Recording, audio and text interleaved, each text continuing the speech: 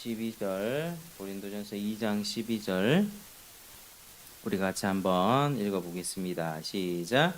우리가 세상의 영을 받지 아니하고 오직 하나님으로부터 온 영을 받았으니 이는 우리로 하여금 하나님께서 우리에게 은혜로 주신 것들을 알게 하려 하심이라. 아멘. 자, 오늘도 지난주에 이어서 소일의 문답 29문을 함께 살펴보겠습니다. 자, 29문 안쪽에 문답 한번 같이 읽겠습니다. 문 시작. 우리가 어떻게 그리스도의 값주고 사신 구속에 참여하는 사람이 됩니까? 답 시작. 성령께서 그 구속을 우리에게 효력 있게 적용하여 주심으로 우리는 그리스도의 값주고 사신 구속에 참여하는 사람이 됩니다. 아멘. 자, 우리 지난 시간에 이제 성령의 적용, 효과적인 적용에 관해서 우리가 함께 배웠습니다. 자, 2000년 전에 주님께서 이 땅 가운데 오시고 또 모든 겸손한 삶을 감당하시고 십자가에서 죽으시고 부활하셨는데, 그리고 승천하시고 하나님 보좌의 우편에 지금 앉아 계십니다. 그런데 그리스도께서 값주고 사신 이 구속이 오늘날에도 우리에게 감동이 되고 우리의 삶을 바꾸는 그 역사로 우리에게 이렇게 밀려오는 것은 다름 아닌 성령이 효과적으로 적용해 주시는 은혜 때문입니다. 그래서 우리의 신앙생활에 있어서는 반드시 이 성령의 역사가 필요합니다. 말씀을 들을 때도, 말씀을 읽을 때도 우리의 모든 신앙생활에 있어서 성령께서 역사해 주셔야만 그것이 생명력 있는 신앙생활로 우리가 성장해 나갈 수가 있습니다. 그래서 계속해서 오늘도 성령의 효과적인 적용에 관한 부분을 조금 더 살펴보시겠습니다. 자, 우선 첫 번째로 한번 따라하시겠습니다. 성령은 하나님 나라의 능력입니다. 시작. 성령은 하나님 나라의 능력입니다. 요한복음 3장 5절에 사람이 물과 성령으로 나지 아니하면 하나님 나라에 들어갈 수 없느니라. 물과 성령으로 나지 않으면 사람이 하나님 나라를 보지도 못하고 만지지도 못합니다. 들어갈 수도 없습니다. 그러니까 성령이 행하시는 능력은 새 창조의 능력입니다. 우리가 부모의 몸에서 우리가 태어나는 것은 자연적인 생명이죠. 근데 우리가 거듭나는 것은, 하나님의 자녀로 거듭나는 것은 새 창조의 능력입니다. 그래서 거듭난 자는 하나님 나라에 들어가게 되는 것입니다. 그러니까 이것은 사람의 힘으로 되는 것이 아닙니다.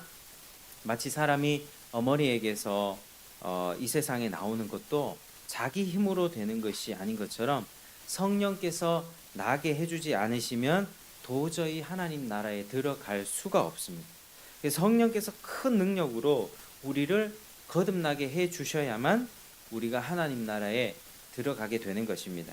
그래서 오늘 본문의 말씀 고린도전서 2장 12절에 우리가 세상의 영을 받지 아니하고 오직 하나님께로 온 영을 받았으니 이는 우리로 하여금 하나님께서 우리에게 은혜로 주신 것들을 알게 하려 하심이라. 하나님의 자녀들에게만 특별히 주신 은혜, 특별 은총을 말합니다.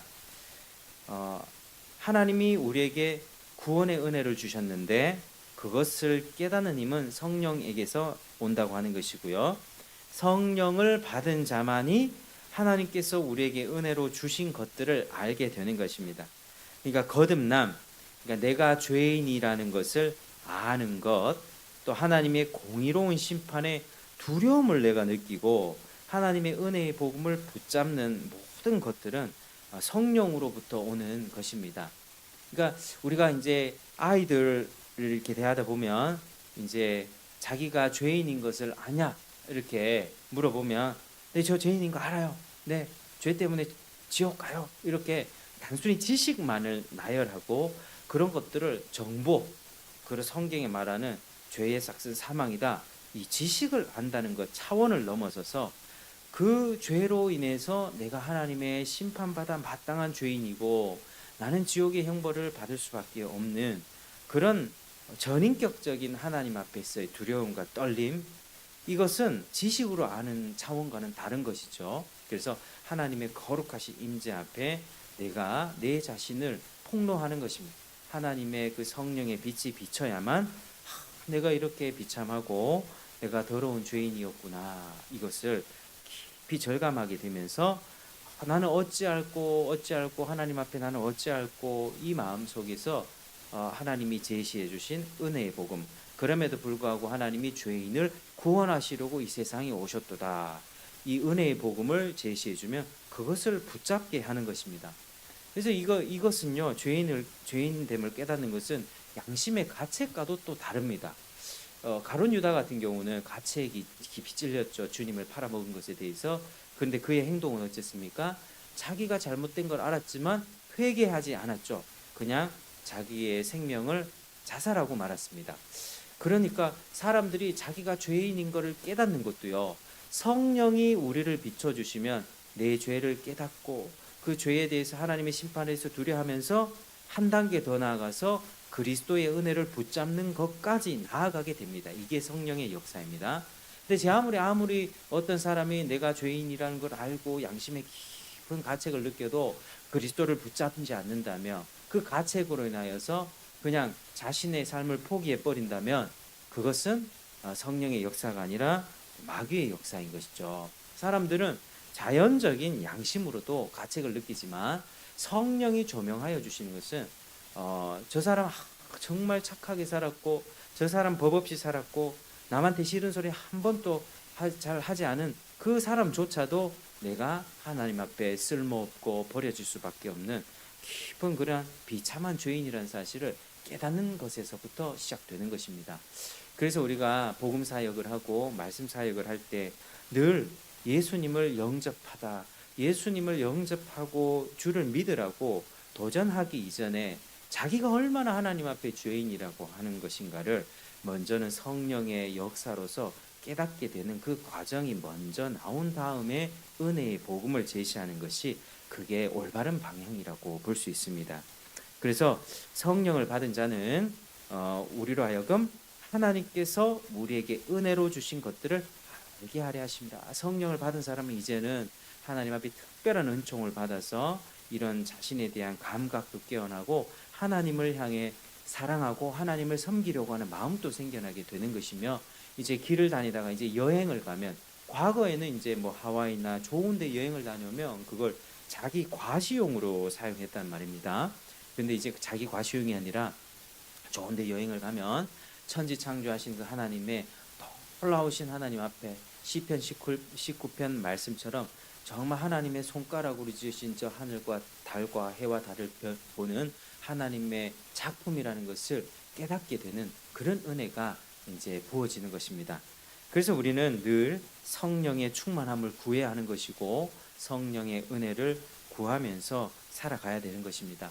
성령의 은혜 없이 많이 배운 사람은 어떻게 될까요? 그저 머리만큼 가분수가 됩니다. 지식은 많이 압니다. 고린도전서 13장에 사랑 13장 전체를 다 외운다고 해서 주님이 원하시는 자기를 유익하게 하지 않는 그 모든 것을 다 불태우며 사랑할 수 있는 그 희생적인 사랑을 실천해내지 못하는 것이죠. 그래서 우리는 성령의 그런 적용해 주시는 그런 역사 반드시 필요하다는 것입니다. 그래서 그게 가장 지혜로운 삶입니다. 우리가 성령의 은혜를 구하는 것, 더 적극적으로 진리와 은혜를 깨닫고 충만한 은혜로 살기 위해서 늘 성령 충만을 구하고 성령님께 의탁하는 그 삶이 가장 지혜로운 것이죠. 자, 그런데 우리가 성령을 생각해 볼 때 성령은 철저히 예언대로 오셨다는 것을 알아야만 합니다. 예언대로 보내심을 받으신 것입니다. 성령이 오신다는 것은 예언되어 있었고 주님은 그 예언이 성취될 날이 가까이 왔음을 말씀하시고, 그것이 성취되었을 때 사도를 통해서 그것이 예언된 그것이다, 예언이 성취된 것임을 분명히 설명해 주셨습니다. 오순절 성령 강림이 그러했던 것이죠. 그렇게 이제 성령의 다스림 속에서, 성령 강림 속에서 교회가 생겨나게 되었습니다. 그래서 신약의 교회는 성령 세례를 받고 교회로 성립이 되는 것입니다. 고린도전서 12장 12절 13절, 몸은 하나인데 많은 지체가 있고 몸에 지체가 많으나 한 몸인과 같이 그리스도도 그러하니라. 우리가 유대인이나 헬라인이나 종이나 자유자나 다 한 성령으로 세례를 받아 한 몸이 되었고 다 한 성령을 마시게 하셨느니라. 아멘. 성령으로 세례를 받지 않고서는 교회가 이루어지지 않습니다. 교회에 아무리 앉아있다 할지라도, 좋은 마음으로 앉아있다 할지라도 성령 세례를 받지 않고 거듭나지 않고서는 그리스도의 몸에 속하지 않은 것입니다. 교회에 가입된 상태가 아닌 것입니다. 감람나무 가지가 꺾여져서 참 감람나무 그 줄기에 붙어야 되는데 그 붙은 상태가 아니라고 하는 것이죠. 그래서 이 오순절 이후로는 성령이 다른 보혜사로서 그리스도의 교회에 항상 내주하고 계신 것입니다. 그래서 이와 관련해서 사도들이 활동한 시대를 우리는 사도시대라고 하는데 위대한 시대라고 합니다. 왜냐하면 성령이 그때 비로소 일하기 시작했기 때문입니다. 구약에 일하지 않았다는 말이 아니라요. 그리스도께서 이루신 그 십자가 죽음과 부활 구속의 모든 은혜를 이제 이방인, 유대인, 이방인, 헬라인, 야만인 가리지 않고 모든 사람에게 믿는 자에게 적용하는 일을 그때 성령이 비로소 행하셨기 때문에 이제 위대한 시대라고 그렇게 하는 것입니다. 이전에는 그리스도께서 구속을 아직 이루지 않았기 때문에 그것을 가지고 적용시키는 일을 하지 않으셨습니다. 그전에는 예표나 그림자로서 일을 하셨습니다. 희생 제사 같은 것들, 이 대표적으로 희생 제사는 짐승의 피로 드리는 것이죠. 짐승의 피는 사람의 죄를 없앨 수 없습니다. 그런데 하나님이 한시적으로 그때에는 그렇게 하면 죄 용서해 줄게 라고 하는 약속이 있었기 때문에 예표로서 그림자로서 초등학생들에게 아주 쉽게 가르치는 원리로서 피가 있어야 죄를 사함받는 거야 라는 원리를 구약시대 때 계속 그렇게 가르쳐 주시는 방식으로 일을 하셨던 것이죠. 그런데 오순절 이후로는 예수님의 피로 인하여서 그분의 실제적인 구속의 은혜를 모든 사람에게 적용시키는 일을 성령이 하셨기 때문에 위대한 시대라고 그렇게 할 수 있습니다. 그러므로 사도들의 사역으로 구원의 진리가 아주 널리 전파되었고 많은 사람이 모든 나라에서 하나님께 돌아왔다는 점에서도 아주 위대한 시대였습니다. 그래서 사도들이 예수님보다 뛰어났기 때문이 아니라 결국에는 성령이 그렇게 충만한 역사, 그리스도의 그 이루신 구속의 은혜를 사람들에게 각각 적용하시는 일을 하셨기 때문에 사도들의 사역에도 열매를 굉장히 많이 맺을 수가 있었습니다. 당장 사역의 범위를 보면 예수님은 12제자를 이렇게 기르시는데 초점을 뒀지만 사도들이 사역했을 때는 2,000명, 3,000명씩 그 수많은 사람들이 돌아오기 시작합니다. 그게 성령님의 충만한 역사로 인한 것이죠. 그래서 요한복음 14장 12절의 말씀이 성취가 되는 것입니다. 나를 믿는 자는 나의 하는 일을 저도 할 것이요 또한 이보다 큰 것도 하리니 이는 내가 아버지께로 감이니라. 아버지께로 감으로 인하여서 성령이 부어주셨기 때문에 이제 더 큰 일을 할 수 있다.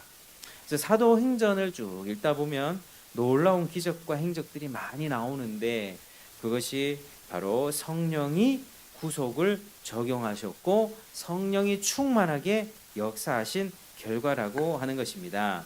그래서 예수님은 단계적으로 일을 하셨습니다. 땅에 오셔서 구속을 이루어가는 중에 계시하고 가르치시다가 그것을 다 이루신 후에는 하늘로 올라가시고 또 하늘에서 계시하며 가르쳐 나가신 것인데요. 지금은 성령을 통해서 예수님의 진리를 환히 드러내게 하시는 것입니다. 그래서 사도 시대에는 예수께서 하늘에 앉아 계시면서 활동하시고 거기서 가르치시는 시대라고 할 수 있습니다. 그래서 사도들이 위대하다라고 하는 것은 곧 그리스도의 위대성이었다라고 그렇게 말을 할 수도 있는 것이죠. 그래서 소요리 문답 29문은 이런 큰 진리를 우리에게 가르쳐 주고 있습니다. 그리스도의 성령께서 그 구속을 우리에게 효과적으로 효력 있게 적용시켜 주심으로써 우리는 그리스도의 값주고 사신 구속에 참여하는 사람이 됩니다. 자, 그리스도와 성령 간에는 이와 같은 통일성이 있습니다. 성령의 별명이 지난주에 뭐라고 제가 말씀드렸는데 기억나십니까? 수주버하는 영, 따라 하시겠습니다. 수주버하는 영. 성령은 수주버하는 영이십니다. 자기의 것을 독단적으로 드러내지 않고 오직 그리스도의 영광만을 드러내십니다. 우리 삼위 하나님께서 일하시는 방식도 그렇죠. 성부 하나님이 모든 것을 계획하십니까? 아버지로서, 온 세상 만유의 주 아버지로서 모든 걸 계획하시고 모든 것을 다 이렇게 이끌어 가십니다. 그런 가운데 실제적으로 그것을 성취하시는 분은 그리스도이시며, 그 성취한 것을 오고 오는 모든 세대 가운데 적용하시는 분이 바로 성령의 역사입니다. 성령이십니다. 그러니까 성부, 성자, 성령 하나님이 얼마나 조화롭게 한 생각을 가지고 한 계획을 가지고 그렇게 일하시는가. 완전한 연합 가운데 틀어지는 것 하나도 없이 각자 자신의 역할들을 가지고 그렇게 완전한 연합으로 통일성 있게 일을 하시는 것입니다. 자, 누군가가 성령을 받았다면 어떻게 될까요? 분명히 하나님의 은혜를 깨닫게 됩니다. 분명히 나의 못된 자아가 폭로되고 회개하게 되고 그리스도를 알고 그리스도를 사랑하는 그 결과적인 모습으로 나오게 되는 것입니다. 성령에 의하지 않고서는 절대로 그리스도를 잘 알거나 믿을 수가 없습니다. 성령을 받았으면 반드시 그리스도를 믿고 알게 되고 하나님이 우리에게 은혜로 주신 모든 영적인 것들을 하나하나씩 깨우치면서 그것을 삶에 붙잡고 살게 되는 것입니다. 그래서 성령의 효과적인 적용은 반드시 인격적인 적용입니다. 인격적인 작용. 은사주의, 신비주의, 신사도 운동에서 성령을 에너지 취급하죠. 성령은 인격이십니다. 성령 받아라. 근데 성령을 받아라 이렇게 하는데 성령도 하나님이시거든요. 제3의 하나님. 성령, 우리 찬송 뭐 성령 받아라, 성령 받아라는 찬송도 있긴 한데, 그러나 이런 부분에 우리가 좀 더 생각해 봐야 될 필요가 있습니다. 성령을 받아라 우리가 명령할 게 아니라 성령은 우리가 겸손한 마음으로 무릎을 꿇고 성령을 모셔야 되는 것이죠. 그러니까 성령을 막 받아라 받아라 외치면 열광적이 되는 경우가 있는데, 능력을 귀신 쫓아내는 그런 이적에 막 이렇게 초점을 가 있게 되는 경향이 있는데 참 주의해야 될 부분이다라고 생각합니다. 오늘날 참 그런 부분들에 참 기독교 안에서도 그런 부분들에 참 진리가 희미해지고 있다는 생각이 많이 드는 것이죠. 그래서 성령은 무엇보다도 인격적인 작용 내에서 나 자신의 못남을 보게 하여 겸손하게 만듭니다. 내가 하나님 앞에 무릎 꿇고 내가 하나님 앞에 천벌받을 죄인이었구나. 그리스도를 붙잡게 만드는 인격적인 그런 작용, 감화력, 그게 성령이 주시는 것입니다. 절대 이 사실을 잊지 말아야만 합니다. 그러나 성령이 임하시면 때로는 현상적으로는 열광적이 될 수 있습니다. 때로는 성령이 임하면 눈물이 나고 남들이 보든 말든 춤을 출 수도 있겠죠. 애통하면서 회개할 수도 있습니다. 기쁨의 웃음이 터질 수도 있습니다. 이 조나단 에드워즈가 이런 신앙 감정론 같은 책도 썼는데요. 성령의 역사와 마귀의 역사를 분별하는 방법, 뭐 그런 것들에 대한 아주 구체적인 내용입니다. 그러니까 조나단 에드워즈도 이제 청교도적이고 개혁주의적인 이 전통하에 있었던 아주 위대한 신학자이자 목회자였는데요. 그분 또 이야기하기를 성령이 임했을 때 나타나는 모든 열광적이고 신비주의적이고 막 사람이 고꾸라진다든지 막 그런 현상들 자체를 부인하지는 않았습니다. 그런 현상이 있을 수 있다. 왜? 성령이 임하시면 평생 죄인으로 살아온 그 인생 가운데 내가 하나님 앞에 이렇게 죄를 지었고 지옥 갈 그런 비참한 처지였구나, 이걸 딱 각성하게 되는 순간 충격받고 기절할 수도 있지 않겠습니까? 그런 현상이 일어날 수 있습니다.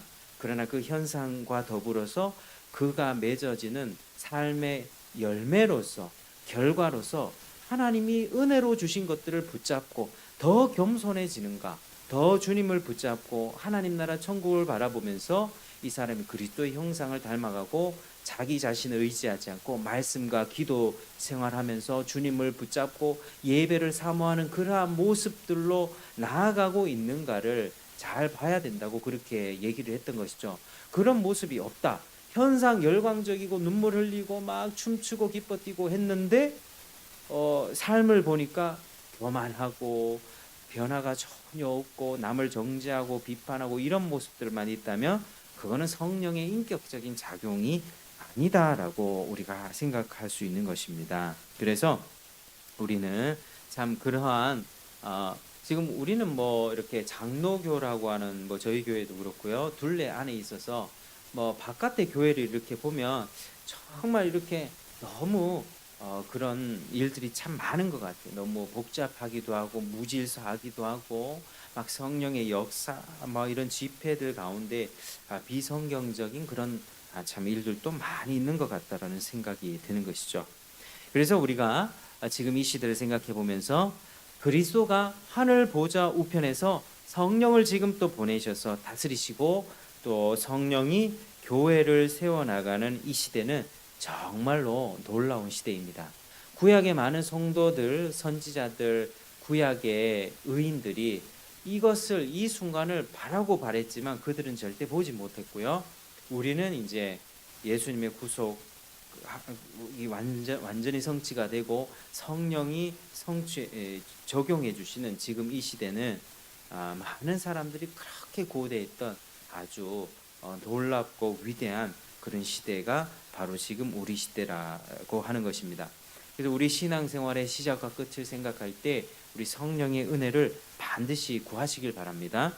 교회 공동체 생활도 그렇고 신자로서 세상 가운데 우리가 소금과 빛으로 살아가는 사명의 삶에도 성령의 역사는 반드시 필요합니다. 그래서 성령을 간절히 사모하고 성령 충만을 받아서 능력 있게 정말로 세상 가운데 여러 가지 유혹이나 세상 트렌드, 세상 문화에 속아 넘어가지 마시고 우리가 성령으로 충만해서 환난 중에도 인내하고 복음을 증거하면서 또 교회를 확장하는 이 모든 일에 또 사용되어지고 또 성령의 충만한 그러한 역사로 우리가 승리하는 삶이 되시기를 주의 이름으로 축복합니다.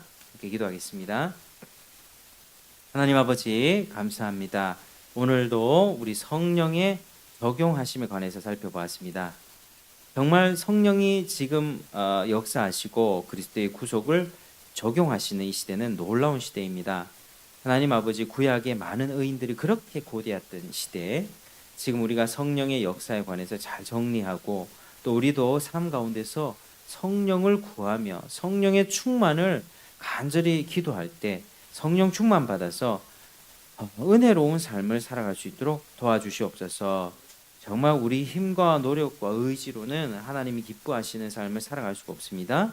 하나님이 은혜로 주신 것들을 잘 알고 깨닫고 그 은혜를 더욱더 풍성히 하여서 아버지께 영광이 되게 하시고 또 앞으로 우리가 어려운 시대를 살아가게 될 터인데 그 시대 속에서도 인내하며 끝까지 견디는 믿음을 우리가 가지기를 원합니다. 성령님 우리에게 은혜 베풀어 주옵소서. 예수님 이름으로 기도드립니다. 아멘. 우리 찬송가 우리 190장 한번